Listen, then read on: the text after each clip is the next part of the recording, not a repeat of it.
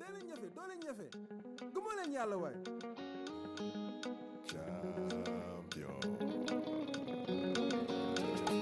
Legend in the making. Never thought about how long the dream would take when your confidence is breaking and you're fighting not to give in to temptation. Champion no be easy.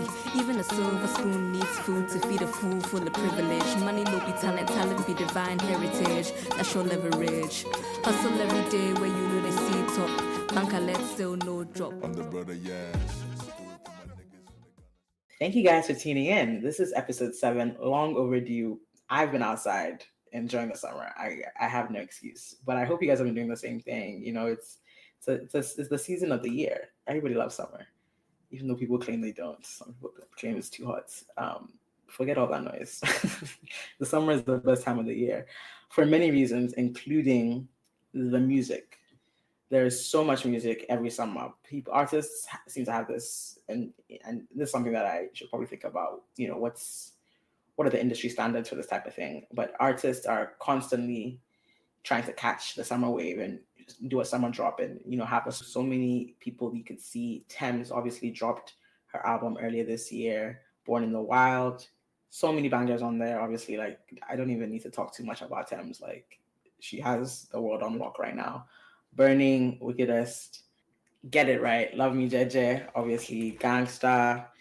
I mean, just T Units. She was Free Fall. She had J. Cole on there. One of 2 features, which I think is interesting.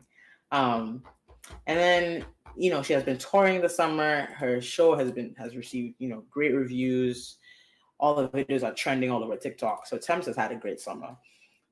There's also Arya Star. Obviously, Arya dropped, I believe it was in June of this year, the year I turned 21. So many vibes on there. Arya is one of the It girls, and she's here to stay. Woman Commando, Commas, Last Heartbreak Song, Bad Vibes, beautiful. Jazzy song. I love that. There's so many, obviously, Don Jazzy, again, I keep saying that he deserves his own episode. But I love that both Arya Star and Rema, basically the people within his label, they're all shouting him out. They're all, giving him love on their albums. Amaray also dropped an extended play of Fountain Baby, that album right there. Fantastic. There's just, even the album alone, obviously there was 0 misses, but to put 6 more tracks on that and still it fits well into the album. Great music. My favorite on there is Jehovah's Witness. I've kind of talked a little bit about this album already. There's Thug, the remix of Disguise with Black. And I love that she did that as well. Disguise did not get enough love. She said in interviews that was one of her favorite songs, and she was kind of surprised that it wasn't one of the more popular songs on the album. It's one of my favorites as well. So I love that she sort of gave that new life. That's one thing that I think a lot of artists sort of feel pressure to do, just keep dropping new music, instead of really letting some of the really great work that they did marinate and let people enjoy what sometimes turns into classics. It may take longer than maybe what's desirable, but these great albums always turn into classics no matter what. King Promise also dropped True to Self. Great album. Continental's on there. I believe Perfect Combi is also on there with Gabzy, which I would consider one of the many summer songs. And King Promise has been outside. He's not touring specifically, but I think he has been at several festivals all throughout the US and the UK. He's working with influencers. They're doing dances to his music. King Promise loves, getting a dance to his music. As a TikTok generation, is one of the best ways to really market your stuff. So love that's working for him. And he's one of the more popular Ghanaian artists out right now. Really proud of him in that regard. Definitely go listen to that album. Shay Vibes and his whole team Vibes Incorporated, they dropped a project. To be honest, I'm not sold on Shay Vibes fully. Obviously, there's songs that I love on the project. But I'm not fully sold on him. Someone give me recommendations that might help me really like get the Shay Vibes hype. No offense. This is just, just to be honest. Obviously, I like Back to America, I think is a fantastic song. That's really the only Shay Vibes song that has really like captured me, like for real. Bodge also dropped Bodge. I'll tell Legend. Bodge and a couple of people in his circle started the whole Altair movement. And he's still dropping fantastic work. Olamide dropped earlier, I believe it was July. Fireboy DML came in at the end of the summer with a great album. Fireboy knows how to make an album. That's one thing I love about him. He knows how to make an album. And I really appreciate that with African artists when they really sort of get into the art of album making. African artists, albums, making an album isn't really profitable into the way, the way we have it. We sort of have a disorganized system, really, for the way our music is released. We don't have the continent, African continent as a whole does not have a big enough middle class that will sort of pay for music. It's going to be pirated or copied or burned onto a CD type of thing. So albums, I think, are sort of almost not new, but just in the way that I think artists are approaching it now in Africa is different from what it has been in the last, I would say, between 2016 and now, the art of making albums has changed a lot and has become very intentional with African artists in a way that it wasn't before. So that's one thing I really appreciate about Fireboy. He has 3 solid albums, or is it 4? I think this might be his 4th one. And he's had a short career, but fantastic stuff. And he's been consistent. And so that's somebody that I will always champion. Pure Can also dropped Kweku Smoke. I have to shout out my Ghana people. Ghana is still the home of hip life and high life. So if you want to get into that for real, definitely get into those 2 albums. Kweku Smoke seems to be doing this album series, which I'm also really enjoying the concept of, and I want to see how he completes that. Earlier in the year, around January or February, or maybe March, he dropped Kweku Jesus. And then a couple weeks ago, he dropped Born in Hell. So I'm like, is this like a religious, I don't know what I haven't fully understood what the story he's telling is, but I love that he is telling a story. Again, this goes back to me saying that, African artists didn't approach album making the same way just 15 years ago. So it's nice to see how we're approaching that now as the landscape is changing. If you're into rap in general and you like you want to experiment a little bit, Ghana's rap scene, I think, is the most eclectic on the continent. I keep championing it. Definitely get into that. Get into people. Obviously, the Asaka Boys, Kweku Smoke. Obviously, legends like Sako DM Medical, Joey B. We rap for real. I would say Ghanaians really, really rap more than, and I sound this more than anyone else on the continent. It's just South Africa had a moment, but I feel like they're not there anymore, and Ghana still has skill and the passion. So definitely get into it where people are dropping bangers daily. The Asaka Boys just dropped an On the Radar freestyle. So go check that out on YouTube. Highly recommend. There are so many people that I'm sure I'm 100% missing because the albums every day, literally every week, people were dropping. And this is just the African artist. I've not even thought about everyone else. So I'm sure I forgot people, but it was a great it was a great summer for music. And I think there are a couple albums that really sort of marked the summer, or at least for me personally, some of the best projects that were released. And so I want to talk about those 3. So when I was deciding how I'd rate albums or review albums, I just thought about it. I was like, I'm not a critic, really. I have opinions and I want to share them. So I'm not going to have a complicated rating system of like pitchfork, give this album a 6.7 because of so. I'm going to keep it really simple. 3 stars means few to no skips on the album. 2 stars means there are a couple skips, there are a few skips, a few songs that I could have done without, but it's still a decent album. And then 1 star is too many skips, kind of ruins the album or just makes it less good than it should have been. Let's start with Victony's album. Victony gobbled. Okay, and I think I really wanted to do this because I think, again, like I said, there's so many albums that came out this summer that I think his got lost in sort of the mix of everything. But it is I want to say top 5 albums that came out this summer.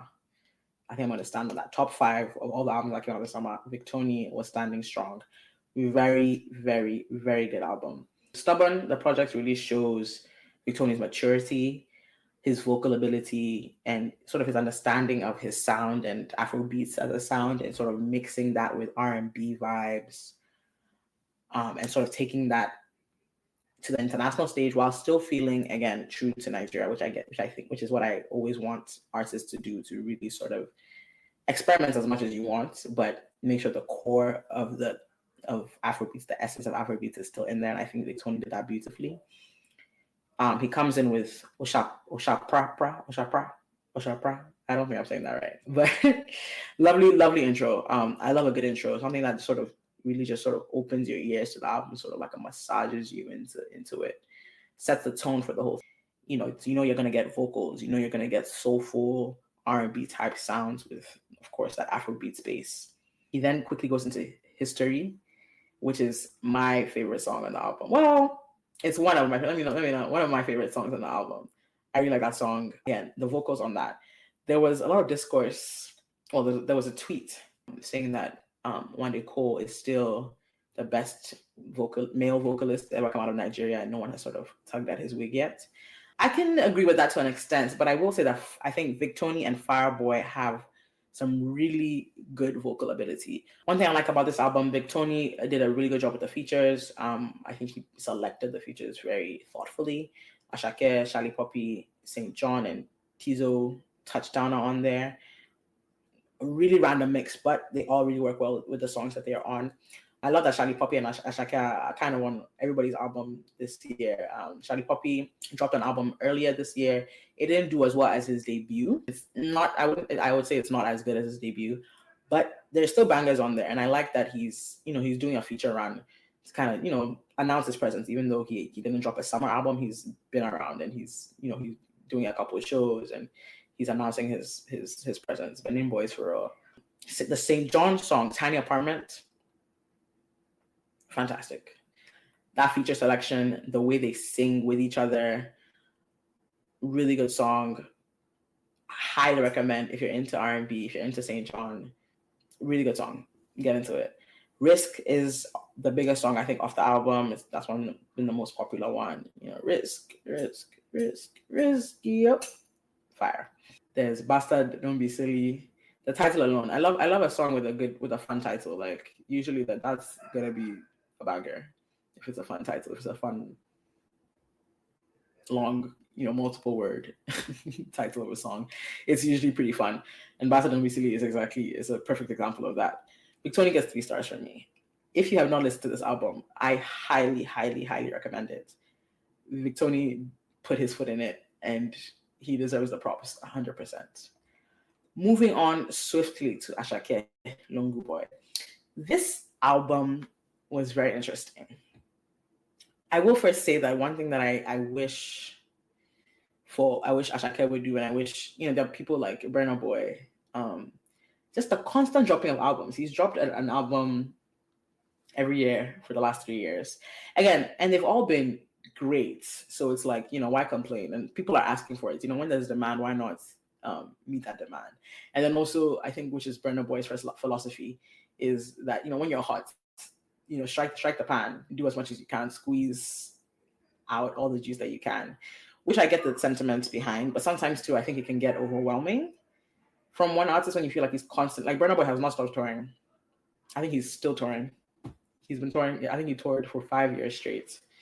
And this is the first summer that he hasn't dropped. And so I'm glad that he didn't, to be honest, because it's like, it's okay, It's okay. You done your big one. It's all right. Thank you for that.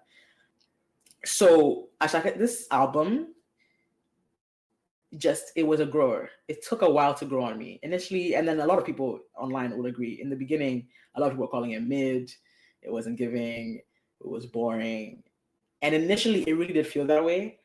But as I kept going back to it, I found myself really, really, really enjoying it. Also went to his show at MSG, Madison Square Garden, and that, I think, also really sold the album for me.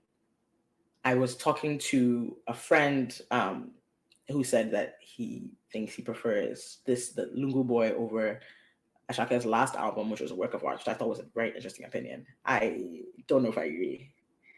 Like, obviously, Ashake's debut album, that was, a historic moment, and the fact that, it was bang after bang, there was not a single miss on that album. So he came in very hot. He came in very, very hot, and it was like, I mean, you can't deny this, man. Mr. Money with a Vibe was undeniably fantastic. Work of art, not as good as Mr. Money with a Vibe, but also very good. Had Basquiat, as Remember. All the girlies love Remember. Like, Remember, I'm constantly singing Remember. So Lungu Boy came, and I was like, it's not, it's like, it's like, are we declining, Asake?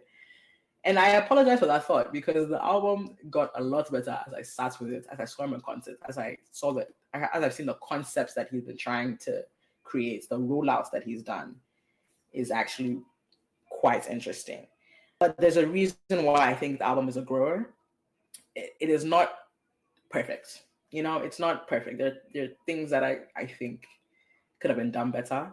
There's sort of a feeling, you listen to it, and even though the songs are good and enjoyable and you can dance to it and you'll sing to it and, it's fun, sometimes it does feel lazy. Something about it feels lazy, especially in the lyricism.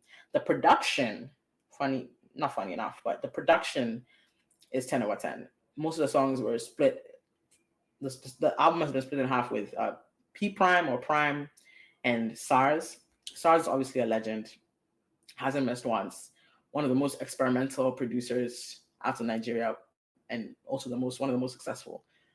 Prime is relatively new. He does a lot of stuff with Rema. He's done a lot on this Asake album. He's worked with Asha. He's worked with a bunch of people. So he's very popular right now and has been given a platform, and he's really proving himself. So I will say the production is really good. Active, that song, the production on that, I think, is 10 over 10. The sampling on there is amazing. They used Raise the Roof by Jasmine Olufan, Biggity Bounce, and they put that together. And I think the beat is flawless, honestly, in my opinion.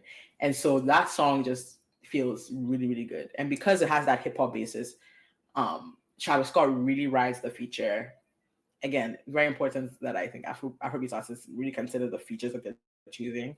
So again, it's nice when something works. Travis Scott does really well on this. He didn't do so well on, he was on Tyler's Water, and I was like, why did they do that? This, I think he works with. So I hope he continues to, if he wants to do more Afrobeats, I hope he continues to really think about the people he's, the songs that he's deciding to get on, and make sure it really matches the vibe. I don't think he matched the vibe of Water. Let me backtrack a little bit. The intro on the album, again, and the album intro is always so important.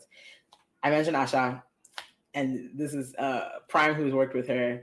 I'm sure the reason why they were able to get that feature, because Asha can be that sample, because Asha can be very protective of her music. It's only on her last album that she ever featured anyone else. She usually, she sticks to a particular band and particular producers. She doesn't even, only the last album was produced in Nigeria. Check out the part 2 of the African Girlies Taking It for more on Asha. I do a whole deep dive on her. But there's a reason why he used this song he used an Asha song, Eya Daba, as an intro to this album. Again, set the tone, pays tributes, it's an homage to the legend that came before him. And Asake is very humble in that regard. He's which I think is part of why people like him so much. Africans love a humble brag.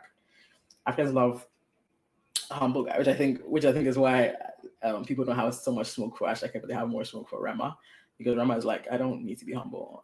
I'm that nigga. We will get to him. I loved hearing Asha. I loved Ali. It was a beautiful callback to a fantastic time in soulful Nigerian music. And then he goes on to MMS with Wizkid. Also, I don't know if that stands for anything. MMS. Someone let me know if that stands for anything. But great song. This one got a lot of flack. People are harsh on Wizkid. I feel like I always have to defend Wizkid. Oh, it's easy. I feel like I always have to defend Wizkid. I like the song. It's chill. Like, it's, I think what people want from Wizkid is more like bangers. Whereas Wizkid he's sort of on a chill vibe right now. He's not trying to do too much. Very chill, relaxed, sort of loungy type of feel. His whole lifestyle, his music, the way he dresses, just chill. He doesn't do too much. So I feel like I get that, and he's a legend in the game. He's done his part. I don't knock him for sort of chilling, honestly. I don't knock him at all. But I think it's a great song, personally. Worldwide, another hit of the album that people are really liking. Again, that humble brag, he's telling Asake is singing to us and telling us he's thankful for the support, and that maybe also see success.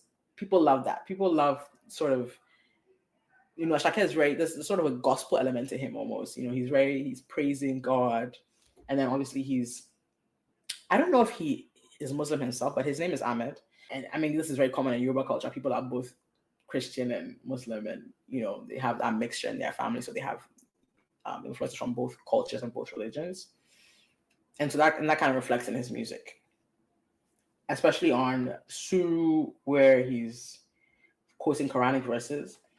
I saw one of my friends tweeted that he's not even quoting the Quranic verses correctly, and so stuff like that. This is where I'm like, okay, there's like a laziness to it. There's like a sort of, it's supposed it's too. It wasn't. You can kind of tell, especially when you look at his stage design and the way his concerts are going, his skating thing now. He had a listening party or sort of like an activation on a rooftop. It's on YouTube. I think if you search it on Google, Asake activation or something like that. He's playing his album essentially. So if you look at the rollouts, I can tell what he's trying to do. I can tell the concept he's trying to show this personality that he's developing. He's a skater boy, cool, chill, stoner, alternative type, but still sort of, just cool hip hop, but relaxed, but chill. Like he's trying to give this vibe. And, I get it, but I don't think it was fully thought out. Again, going to the skating song on the album, he's like, skating is a lifestyle. Again, lazy. It just feels a bit like, okay. And then people are like, but he hasn't even been skating for that long and he doesn't even look like he can do much. Which again is not like, you learn how to skate. It takes a while. I don't know how to skate. It looks like a difficult thing to do. There's no pressure for him to be a good skater for him to make a song about skating. But I just wish he had, if you want to make a song about skating, go think about it a little bit. Be more interesting about it. Use metaphors. This skating the lifestyle thing is just a bit okay. Like it was just a bit weird. And my Nigerian friends, my Yoruba friends are telling me that, if I understood Yoruba, I wouldn't say that because the verses are really good. Da, da, da, da. I'm sure they are, and I should ask what exactly he's saying. But the chorus, the skating is a lifestyle, just made the song annoying to me, very very annoying to me. And this is where the album starts to get shaky. There's Wave On there with Central C. Again, surprisingly, works very well. One song that really surprised me and kind of snuck up on me the way I liked it. Yeah.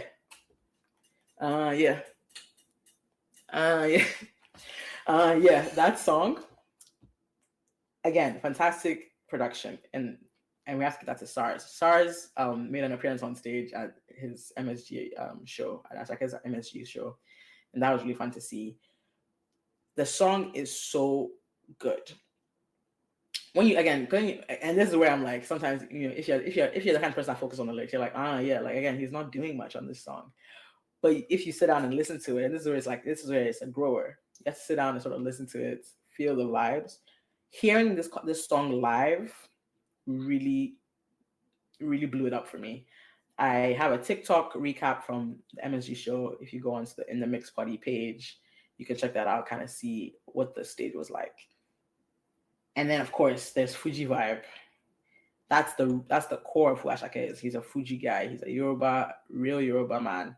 And he has, a couple Fuji freestyles. And this was one, I believe it was a freestyle that he did at, it's a trending video or maybe from a concert. And so he's properly recorded it and put it on the album.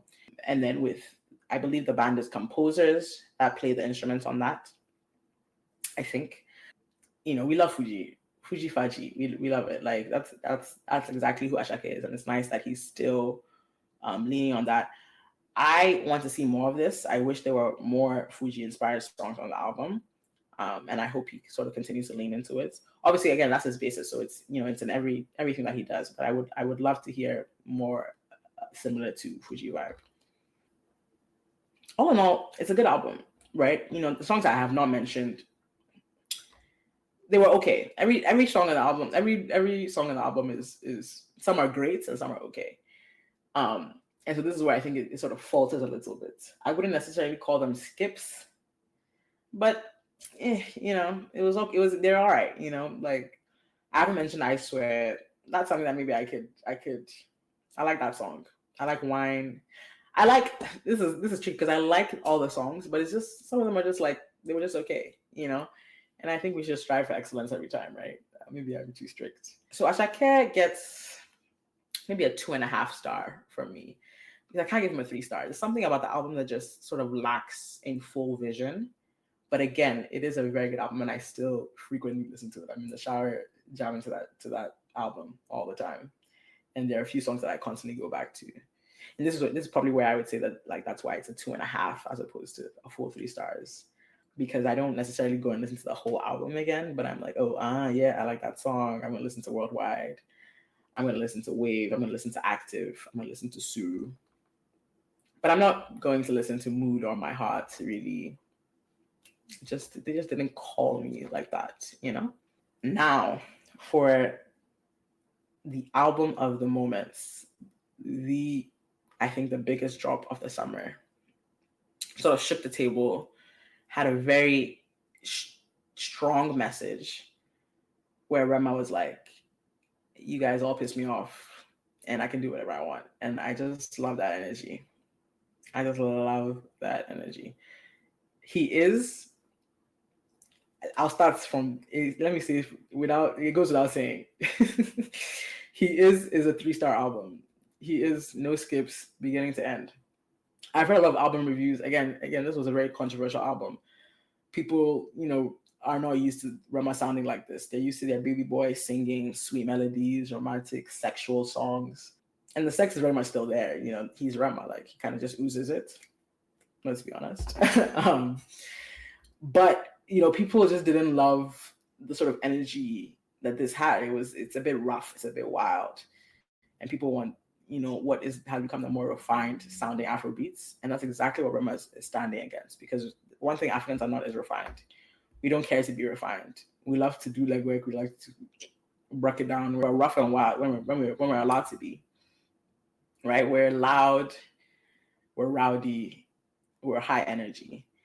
One thing that I think Rema's album really brought back, and to be honest, a lot of Afrobeat artists, I think, were doing it more.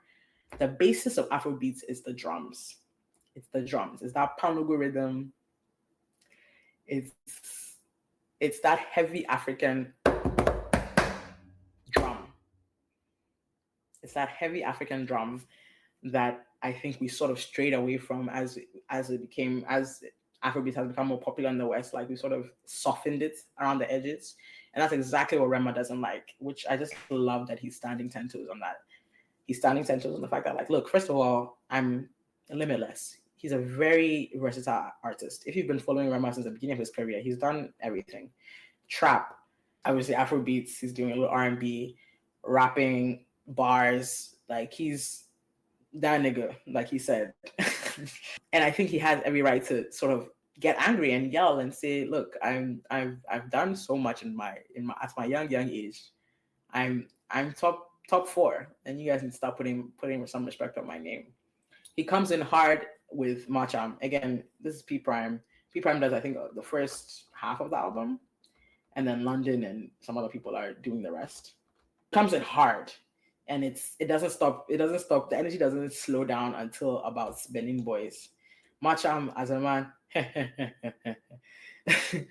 yeah, you Benin Boys, and then it sort of gets into a slower vibe with He Is. This is where I'm like, maybe he should have put Ozeba earlier in the album, but it's also nice that it's right in the middle. I don't know. Ozeba is the biggest song in the album, obviously. Listen to, I mean, he's just talking. He's talking his shit, and I just love that.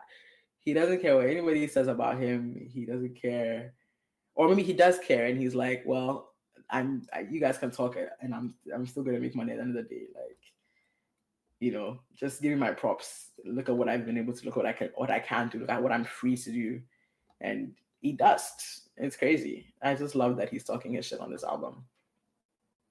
Benin Boys, Charlie Poppy, like I mentioned, Charlie Poppy is all over everybody's album, a lot of people's albums this summer. I definitely expected more from this song. I get just because of who's on there, Rema and Charlie Poppy. I don't know. I was expecting something. I was expecting a lot of like rough, again, that rough Benin boy energy. I was expecting it's softer than I expected it to be. It's a great song and I enjoy it, but it's softer than I expected it to be. It's a softer song than I expected. Not soft, but it's just not as rough and hard as you would imagine when you hear Rema and Charlie Poppy. I believe I'm sure they're going to do more songs together in the future. So I'm definitely looking forward to hearing how else they work together. Being from the same place, representing their city, getting love from their city, I think can be a great motivator for creating some legendary stuff. And so I hope they lean into that. Was the first song that he teased off the album. And immediately people were like, what the fuck is this? Immediately they were like, no, this is silly. Again, I love that Rema is saying, I'm laughing in your face because I can drop a song and I'm just laughing on the chorus and you're gonna dance and you're gonna sing. Another banger, like he knows exactly what he's talking about. I just love that energy. He comes in, and it's Swahili in the chorus, very beautiful, very like eerie sounding song. And this is why Rema is not beating the Illuminati and demonic allegations. I don't know. Like, I just feel like it just feels like every time someone starts to do well, and then also represents African culture, let's talk about it. Why is it that that's demonized? Why is that immediately evil and demonic and terrible? And I think the more that we even accuse people of that, the more people are going to lean into the dark type energy and the weird energy. The only thing that scares me about this album is Odumodu Black, the Odumodu Black feature. That's who we should be scared of. That man terrifies me. That's who Odumodu Black is. The only thing that's scary about this album. That's where I think he doesn't beat the demonic allegations, because Odumodu comes talking about that government. Everything he touches, I'm just like, scary. Boo, scary. And that, War Machine, that's the one with Odumodu. It's an okay song. It's not one of my favorites. And like that's probably because of Odumodu. Again, I love a lot of Odumodu stuff, but he is like, getting the Olufumi remake was crazy. And seeing all that stuff was crazy. I just feel like, sometimes there's a time and a place, and he doesn't seem to get that. He's always daggering them and killing them and yada yada yada. Like, no. For people that were looking for older Rema, I would say Villain and Yayo and maybe Egungun felt more like Rema. They still have obviously the energy of the general album, that type of energy, that heavy drum, wild, rough, rowdy, rave energy that Rema has been talking about since he came out. He wants to be an Afro raver, like he's a raver. Everyone's talking about how he's stealing Playboy Carti's style and aura. I mean, he's inspired by it. I can agree with that. Like, he's dressing differently. He's giving rock star. He has the cigarettes. He's really trying to give bad boy, vibe. He's really trying to be the boy that's like, pretty boy. That's like a little dangerous. The girls love him. I think he's hitting the nail on the head with that image. He's the villain. I think he's doing it perfectly. And then he closes the album with one of my favorites, Now I Know. I love it when people get into their soulful bags and talking about their feelings. And this whole album is really about his feelings, but it starts off angry and then it sort of gets sad. And I think that's what's beautiful about it. It's sort of that, it shows that emotion of like wanting to have respect and having it, but not to the full extent. And, people are hating and speaking on your name and they don't even know you and they're calling you demonic and da da da da da da da. You know, this is the kind of album that I think Rudy responds to that, and I think he's had his message shared beautifully. I think he did exactly what he wanted to do. I read a lot of reviews on this album. There was a Billboard review that sort of said that it was too repetitive, that he was talking about the same thing, like that he's that nigga, that he's him, giving me my props, complaining about, you know, not really getting the full respect and having all these haters that don't know any better, and are speaking on his name. I found that interesting because I don't think repetitiveness should be, especially in an album, and especially in an album that's this short. Rema came with a specific message, and he was able to achieve that in 30 minutes, in less than 30 minutes. So I think it's perfect for that. People have said that it's, you know, it's too loud, it's too rough. Again, because it's 30 minutes, I think it's perfect for that. And then it sort of slows down after Ozeba. It sort of slow. You can literally, the tempo is decreasing. It literally gets slower, and then it ends at Now I Know, which is a very soulful ballad, you know, talking about pain and betrayal and heartbreak and, you know, growing pains. And, you know, Rema's in his mid-20s. I can imagine that just as I'm having, and every other person that's in their 20s is having trouble, you know, sort of adjusting to adulthood. I can imagine that he's doing that as well. And also just, you know, having to manage that while being famous and young, and having to have grown up too quickly because he's lost his brother and his father, and having to sort of take care of his family and adopt so many responsibilities when he was so young. All that, you feel all of that in every single lyric. I think it's a beautifully done album. I have, again, 3 stars. The people that sort of, you know, have critiques for it, I think it's simply not for them. And I think that's something that Rema doesn't care about. He's like, this is going to be for some people, it's going to be not be for some people. Either way, though, you're going to hear the music in the club. It's going to be another banger. Whether you like it or not, it's going to be out here. And that confidence, absolutely delicious, I think. That I always support. I love a confidence person. And I think with Burna Boy, people sort of allow that. You know, I feel like people think Burna Boy has earned being arrogant and talking his shit. Rema is saying that he's earned it too. And I mean, to be honest, I have to agree with him. Especially after this album, especially taking such a risk, going from Calm Down, like, globally being considered, a new big artist, having, you know, hit #1, having North West sing your stuff. I don't think North West is singing Ozeba, but she might be, right? But Rema doesn't care either way. She might be. For all I know, she's in his house singing Ozeba. Like, that's sort of the power that he's trying to tap into. He's trying to say that, like, we can't be held back as long as we pay tributes and homage to ourselves and where we've come from. And that's why Edo and Benin is such a central part to his visuals and his creativity and to his sound. Those were some of my favorite albums this summer. I've really enjoyed everything that's come out. Rema, Asake, Victony, big props to you guys.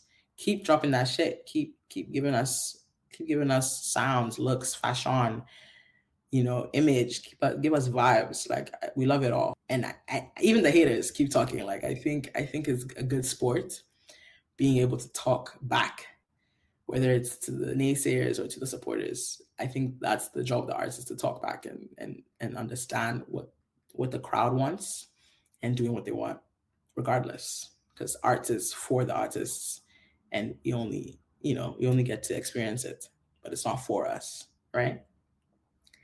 Thank you guys so much for tuning in to today's episode.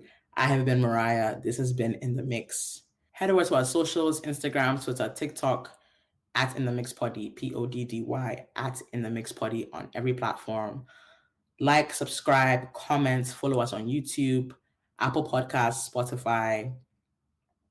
Show some love. Let's talk. Tell me about the other albums that you guys have been listening to this summer. What have you enjoyed? What did I forget to mention? What would you recommend? What concerts have you been to? Let's chat. Get on my Twitter, tweet at me, comment on my TikToks, and let's really get to know each other and see what everyone's taste is and how we can spread more African music. I've been Mariah. This has been In The Mix. See you guys later. Legend in the making. Never thought about how long the dream would take when your confidence is breaking and you're fighting not to give in to temptation. Champion no be easy. Even a silver spoon needs food to feed a fool full of privilege. Money no be talent, talent be divine heritage. That's your leverage. Hustle every day where you know they see top. Bank a let still no drop. I'm the brother, yes. So do it for my niggas in the Ghana side. Haters gonna be running when the fire come. Hustle for the cash where I'm coming from. Champion with the whole